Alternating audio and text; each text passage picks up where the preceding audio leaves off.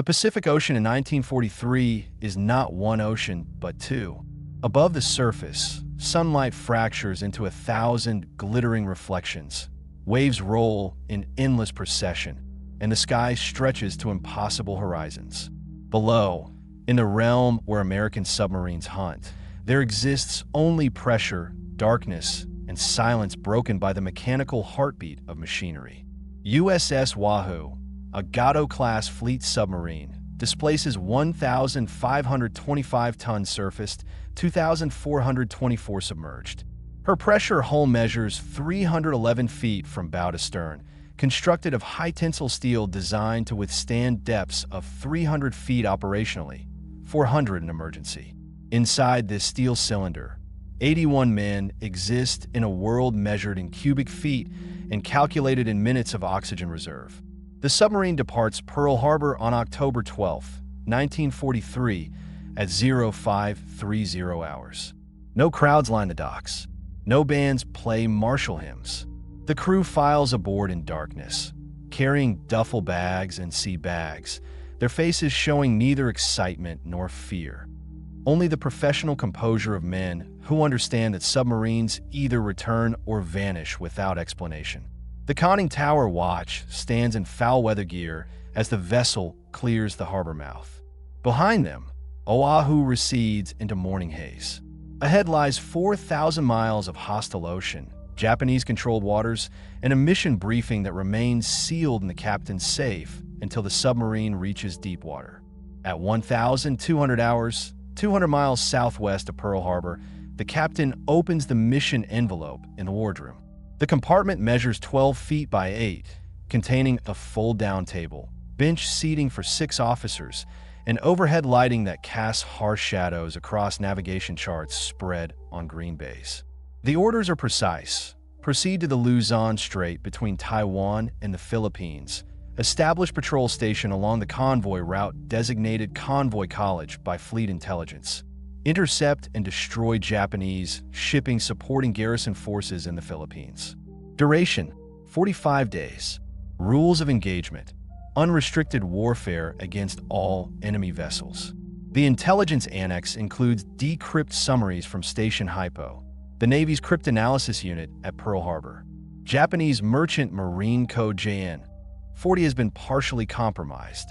Fleet intelligence can predict convoy departures from Shanghai and Formosa with 72-hour accuracy, though exact routing requires real-time radio intercept and direction finding. The Navigator, a lieutenant junior grade from Annapolis class of 1940, plots the transit route on Chart 5401, Pacific Ocean, western portion. The course zigzags southwest in 15-degree legs, changing every 6 hours to complicate enemy submarine tracking. Speed: 16 knots surfaced, conserving battery capacity for submerged operations in the patrol area.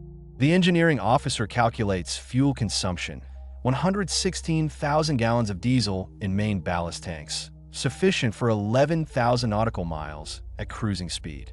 Freshwater capacity: 35,000 gallons for drinking, cooking, and battery cooling.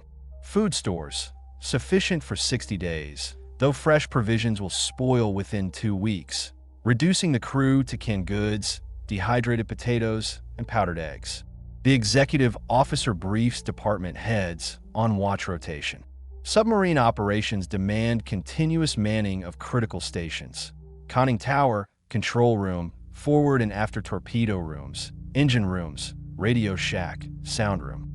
The crew divides into 3 sections, rotating through 6-hour watches that blur days into an endless cycle of duty, sleep, and meals consumed standing at battle stations. Life aboard a fleet submarine reduces human existence to its mechanical essentials. The pressure hull contains 7 watertight compartments connected by circular hatches 21 inches in diameter, barely sufficient for a man to squeeze through while wearing life jacket and K-Pop vest. Forward torpedo room: 6 torpedo tubes arranged in 2 rows of 3, breech doors massive circles of bronze and steel requiring 2 men to operate the manual opening mechanism. 21-foot Mark 14 torpedoes rest in tube nests, each weapon weighing 3,280 pounds. Warhead containing 643 pounds of Torpex explosive. Reload torpedoes occupy every available space, suspended from overhead racks, secured in deck storage, occupying bunks where off-watch torpedo men sleep atop their weapons. Forward battery compartment. Beneath the deck plates, 126 Exide lead-acid cells generate 252 volts DC to power electric motors, lighting, ventilation, and every system aboard when submerged. The batteries require constant monitoring. Temperature, specific gravity, voltage output. During charging cycles, they emit hydrogen gas that can explode if ventilation fails. Battery maintenance crews wear rubber gloves, rubber boots, and carry litmus paper to test for acid spills that can eat through steel and flesh with equal efficiency. Control room. The submarine's nerve center occupies a compartment 15 feet long dominated by the diving station. 2 large wheels controlling bow and stern planes, depth gauges reading in 5-foot increments, trim manifold with valves regulating ballast tank flooding. The Christmas tree panel displays red and green lights indicating hull opening status. Main induction, conning tower hatch, forward hatch, after hatch, torpedo tube outer doors. Green lights mean closed and watertight. Red lights mean open, and death if the submarine submerges with any opening unclosed. The periscope wall rises through the control room deck, penetrating upward through the conning tower above. 2 periscopes. Number 1 for attack observations with 6 power magnification. Number 2 for search with lower magnification but wider field of view. Each scope requires precise maintenance. The optical tube must remain perfectly sealed against sea pressure. Bearings must be lubricated hourly. Crosshair reticles calibrated against known reference distances. Sound room. A cubicle 6 feet square containing the QB sonar equipment and JP. 1 hydrophone system. The sound operator sits before an oscilloscope display, wearing heavy headphones, hands resting on bearing indicator dials. The hydrophones can detect propeller noise at ranges exceeding 20,000 yards in favorable conditions. Layers of varying water temperature that bend sound waves like light through a prism. The operator learns to distinguish signatures: the slow throb of merchant diesel engines, the higher whine of destroyer turbines, the rhythmic swish of fishing boats with wooden hulls. After torpedo room, identical to forward compartment, 4 tubes instead of 6, 10 reload torpedoes occupying every void space. The after battery compartment below contains another 126 battery cells. The engine rooms house 4 Fairbanks Morse opposed piston diesels, each developing 1,600 horsepower, each requiring constant attention from machinists, made to monitor oil pressure, cooling water temperature, fuel flow, and the 1,000 mechanical details that determine whether engines run or fail. Crew's quarters occupy whatever space remains between machinery. Bunks stack 3 high, measuring 6 feet 3 inches long, 24 inches wide. Men sleep in shifts, hot bunking. The day watch climbs into bunks, still warm from the night watch. Personal storage. 1 small locker, 18 inches square. Privacy none. The toilet facilities, called the head, consist of 3 stainless steel bowls and 1 urinal serving 81 men. Flushing requires operating a complex valve sequence because internal pressure must overcome sea pressure. An improperly flushed toilet can spray sewage throughout the compartment with impressive force. The temperature remains constant, 85 degrees Fahrenheit, 90% humidity. Condensation drips from overhead pipes, pooling in bilges that must be pumped hourly. The air grows progressively fouler as carbon dioxide accumulates. After 30 hours submerged, men develop headaches, lethargy, and shortened tempers. After 48 hours, lighting matches becomes difficult. The flame flickers weakly in oxygen-depleted atmosphere. November 3, 1943. USS Wahoo reaches patrol station at coordinates 21 degrees 15 minutes north, 121 degrees 40 minutes east, the Luzon Strait between the Baton Islands and the northern coast of Luzon. The water here runs deep, sounding show bottom at 2,800 fathoms. Depths where a submarine could sink forever without touching anything solid. The tactical situation favors neither hunter nor hunted. Japanese convoys must pass through these narrows to reach Manila from Shanghai and Formosa. The geography creates predictable routes, concentrating shipping into zones where submarines can establish patrol patterns. But the same geography allows Japanese naval forces to concentrate anti-submarine defenses, destroyer patrols, aircraft sweeps, minefield protecting the approaches to major ports. The submarine establishes routine, submerge before dawn, patrol submerge through daylight hours, surface after dark to charge batteries, and ventilate the boat. Surfaced operations expose the vessel to radar detection and air attack, but diesel engines cannot run submerged. They require enormous volumes of air, and their exhaust must vent to atmosphere.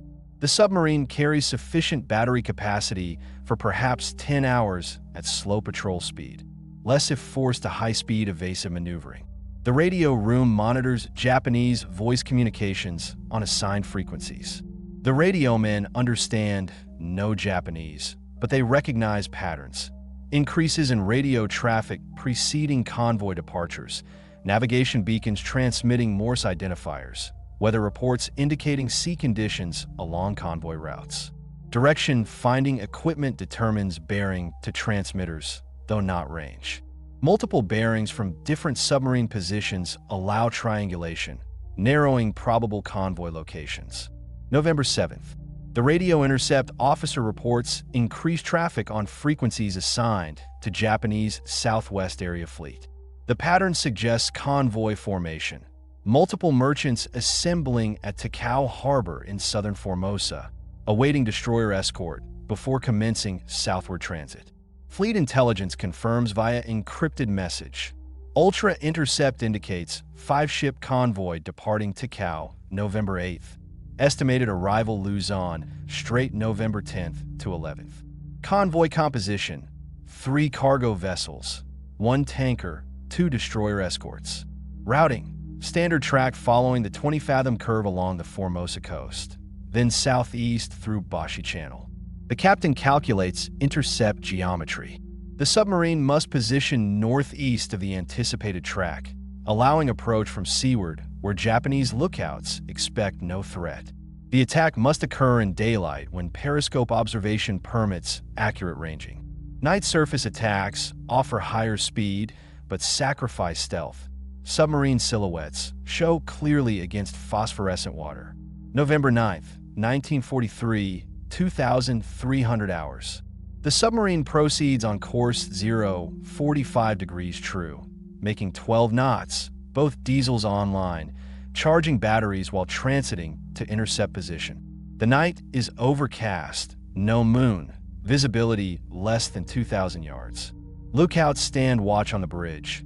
3 men scanning assigned sectors with 7 by 50 binoculars, searching for the darker shape of vessel hull against dark water, the white feather of bow wave, the red glow of smokestack sparks. At 0145 hours, radar contact, bearing 325 degrees, range 18,000 yards.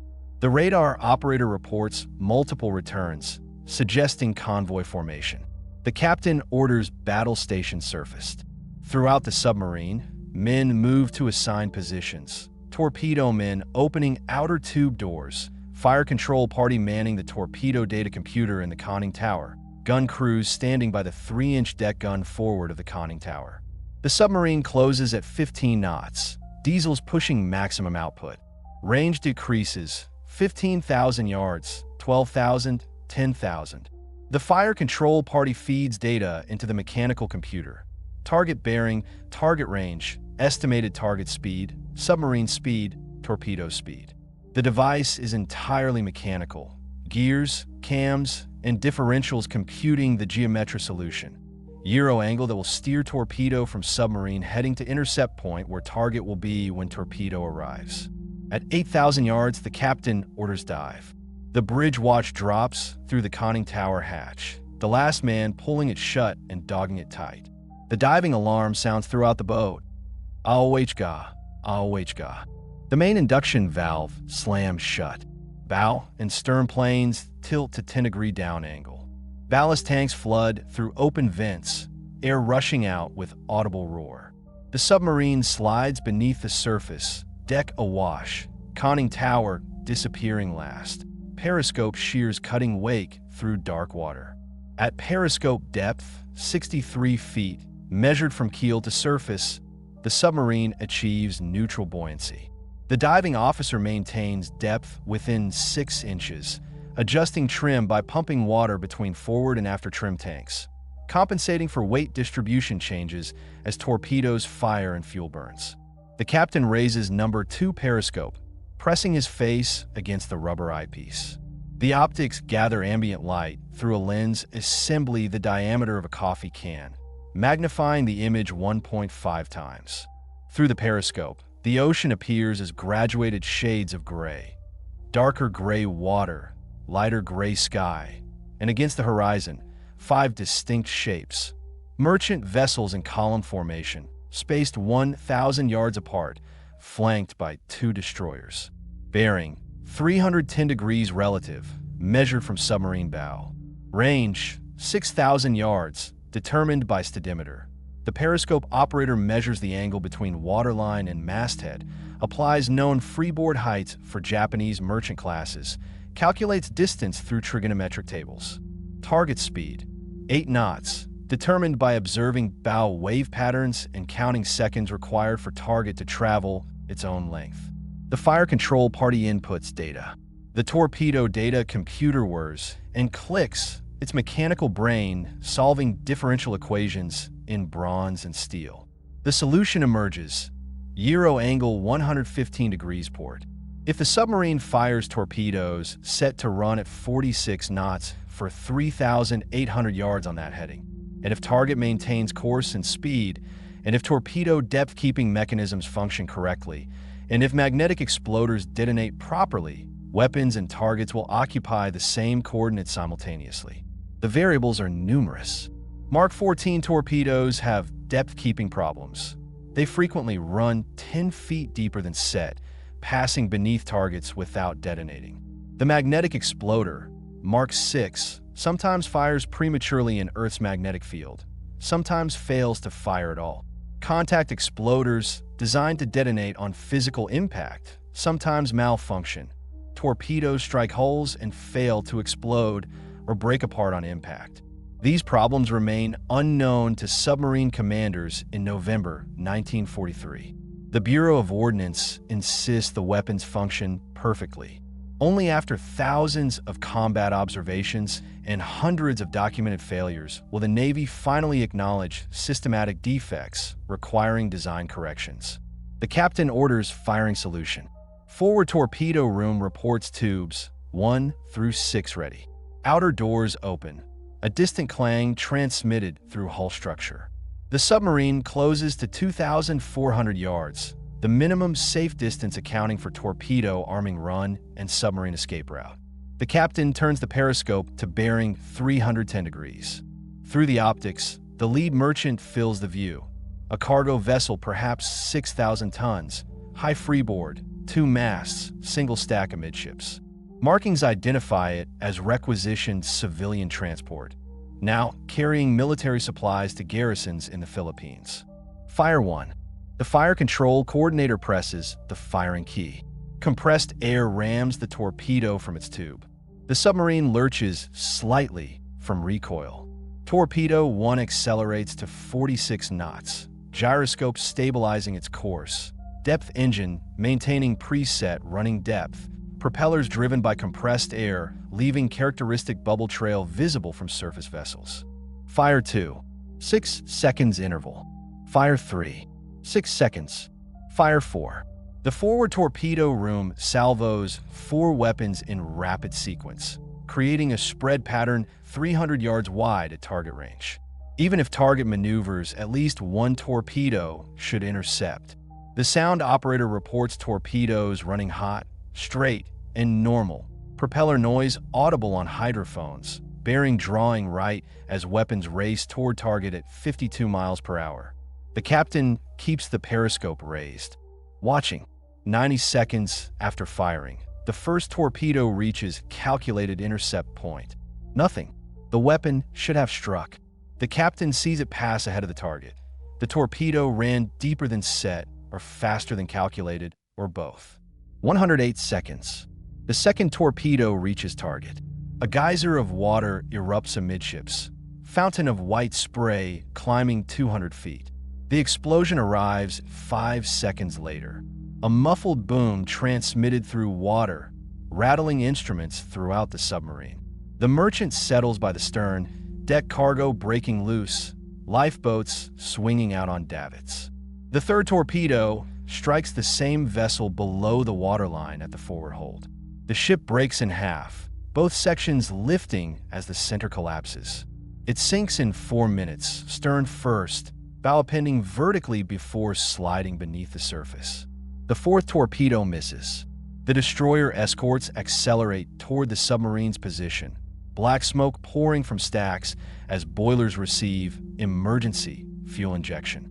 Their sonar pings reverberate through water, metallic pinging that grows louder as range closes.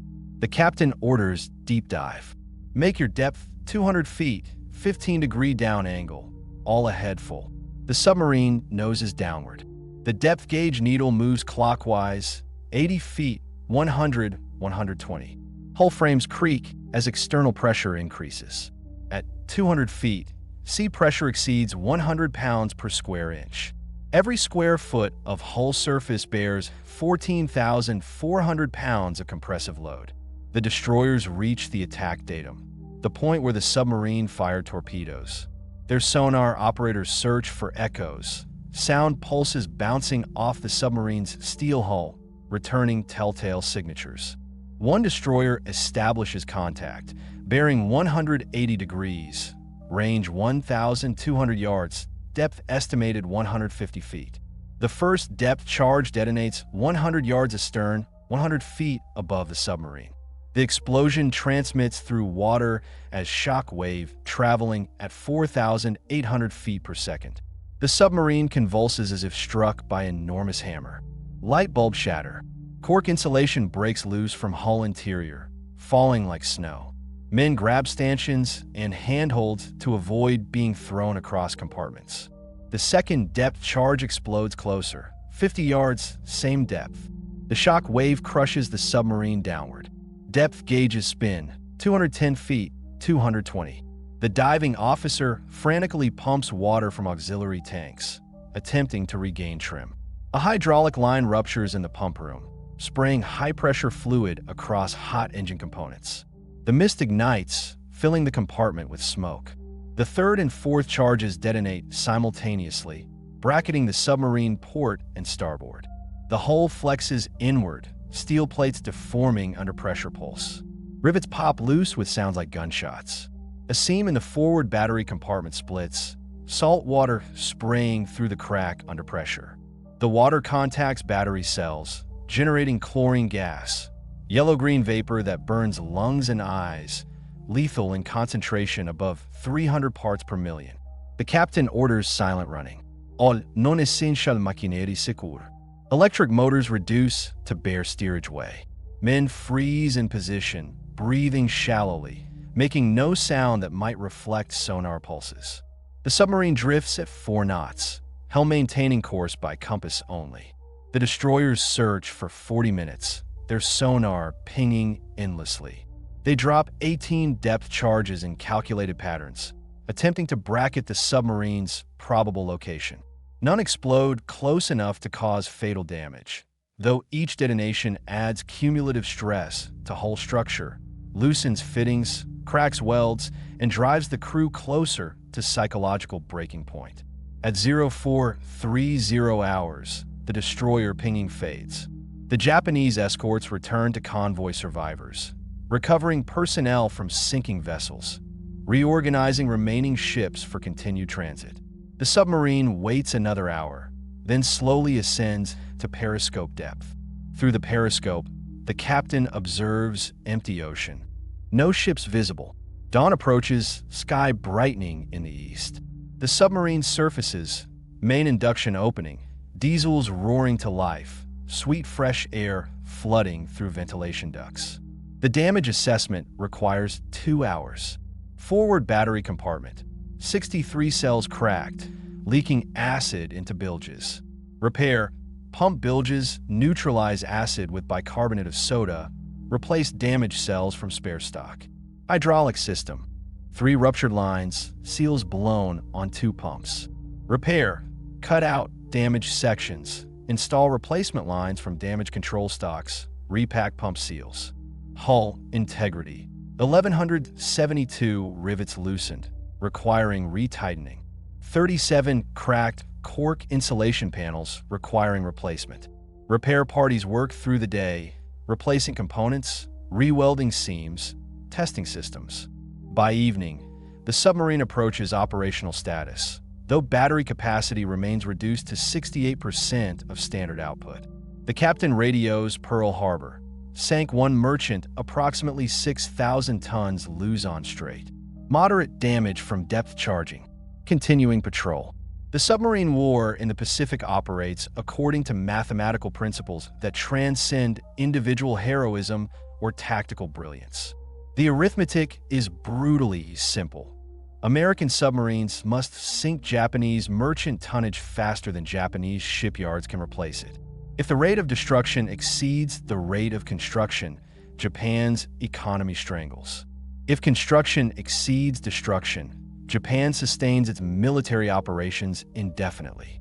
In November 1943, approximately 160 American submarines operate in Pacific waters. Each submarine averages 2 patrols per year, accounting for transit time, refit periods, and training cycles. Each patrol sinks an average of 2 merchant vessels totaling 8,000 tons. Annual destruction: 2.5 million tons. Japanese merchant marine in 1943 totals approximately 6 million tons. Japanese shipyards launch approximately 700,000 tons of new construction annually. Net loss: 1.8 million tons per year, or 30% of total fleet capacity. The mathematics approach: critical threshold. If destruction rates continue, Japan's merchant marine will cease functioning by late 1945, unable to transport oil from the Dutch East Indies, unable to supply garrisons across the Pacific, unable to feed the home islands. But the arithmetic cuts both ways. The United States loses approximately 1 submarine per month to all causes: depth charging, air attack, operational accidents, mines. Gado-class construction produces 5 submarines monthly, creating net increase of 4 boats per month. By mid-1944, submarine force strength will approach 200 boats. Japan possesses no mathematical pathway to victory.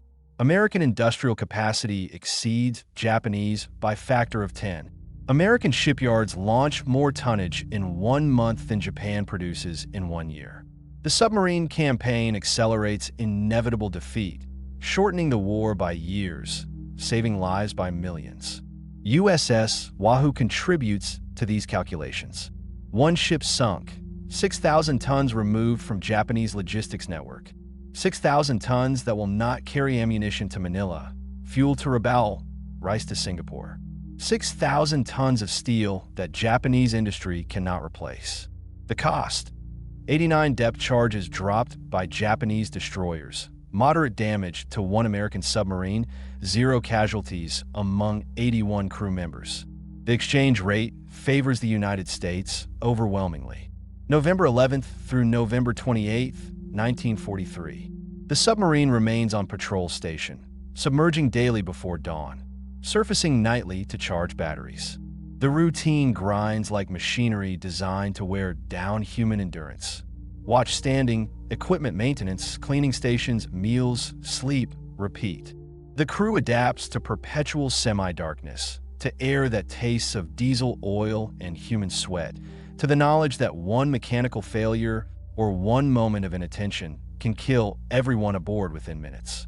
They develop the peculiar camaraderie of men who survive by trusting each other absolutely. Torpedo men who stake their lives on machinists' mates maintaining depth control. Electricians who depend on plainsmen holding exact depth during periscope observations.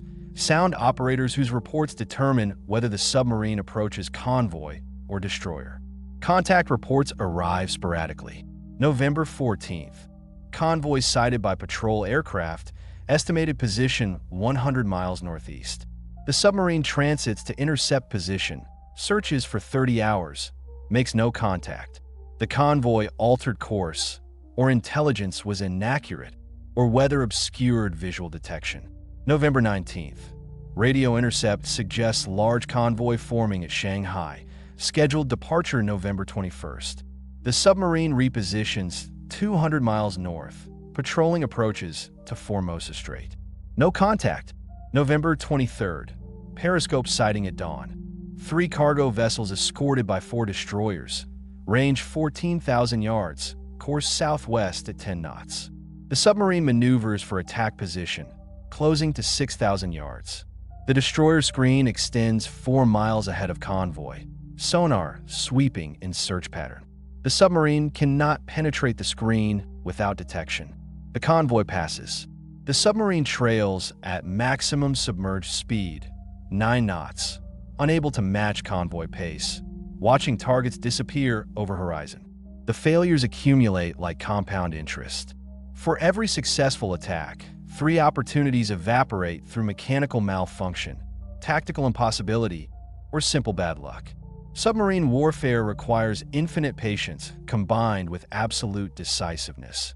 Endless hours of tedium punctuated by minutes of violence, where hesitation means death and aggression means depth charges. November 26th. Torpedo reload inventory shows 14 weapons remaining of 24 initial loadout. Fuel consumption, 68,000 gallons burned, 48,000 remaining. Fresh water, 18,000 gallons. Food stores adequate for 3 more weeks. Battery capacity degraded to 62% following depth charge damage. The patrol approaches sustainability limits. The captain decides, for more days on station, then commence return transit to Pearl Harbor. The patrol has lasted 45 days. The submarine has steamed 11,200 nautical miles. It has sunk 1 confirmed vessel, attacked 2 others without observed results, and survived 4 depth charge attacks. The arithmetic satisfies minimum patrol requirements. The submarine returns damaged but operational, crew exhausted but intact, mission accomplished within narrow parameters that define success in submarine warfare. Return home, refit, and patrol again. December 3rd, 1943, 0800 hours. USS Wahoo enters Pearl Harbor Channel, conning tower flying the Jolly Roger. Black flag with skull and crossbones, traditional submarine insignia. A small crowd gathers at the pier. Relief crew, refit workers, a few off-duty personnel. No vans, no ceremonies. Submarine operations remain classified. Patrol reports sealed for duration of war. The crew disembarks carrying sea bags and personal effects. They walk like men who have forgotten solid ground. Legs adjusting to earth that does not roll with ocean swells. Lungs expanding with air that contains no diesel fumes. They scatter to temporary quarters, to showers with unlimited hot water, to mess halls serving fresh fruit and vegetables. The submarine enters dry dock.